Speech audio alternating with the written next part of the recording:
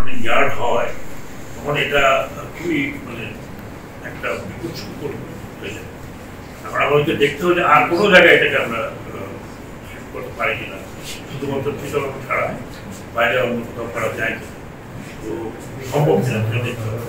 হয়তো ছোট বড় ক্লাসিফিকেশন কি আছে, মাঝারি সাইজের বড় বড় যারা যেখানে আসতে পারবে কিন্তু এই যে পোস্টটা, এই পোস্টটার কিন্তু প্রয়োজন আপনারা জানেন যে এটা হবে একদম আপনার লাস্টে যে লাল দিয়ে আছে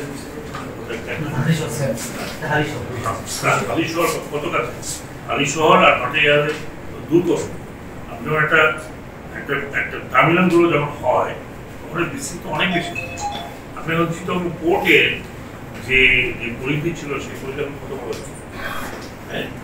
সো এখানে হয়তো 100-150 ইয়ার্ড সম্ভব নাও হতে পারে, যার মধ্যে থেকে অল্টারনেটিভ জায়গা খুঁজতে হবে, যেটা থেকে